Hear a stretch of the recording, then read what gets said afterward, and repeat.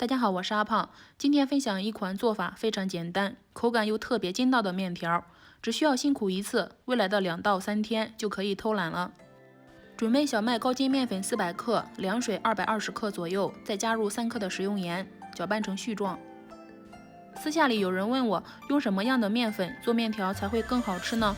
其实这个面粉还是有一点点讲究的，用高筋面粉或者是麦芯面粉做出的面条，要比普通的中筋面粉更好吃。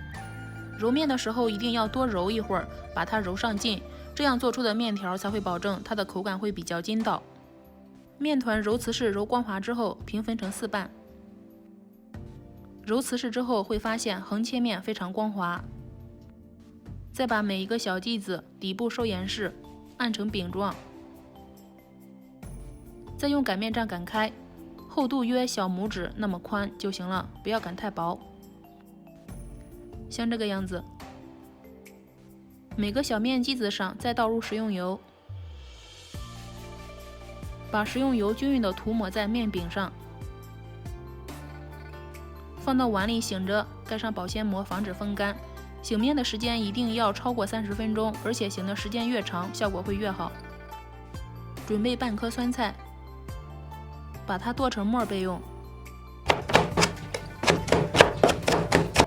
牛肉提前泡出里面的血水，再切成不大不小的块，不要切太小，太小的话吃起来没有嚼头。接下来再切一点姜段、葱片、大蒜，喜欢辣的可以加一点辣椒。锅中多加油烧热，爆香葱姜蒜。爆出香味后，下入酸菜末，把酸菜里面的香味炒出来之后，再下入牛肉块。加一点料酒去腥，再加点老抽、蚝油、鸡汁和白糖提鲜。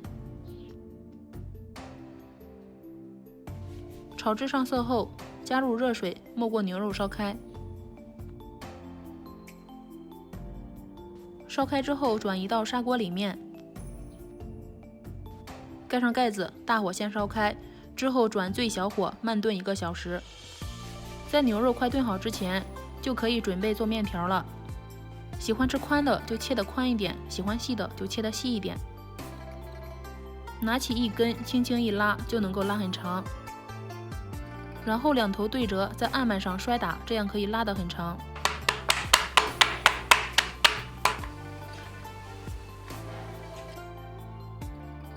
水开后把面条放进去，用筷子快速拨开，防止粘连。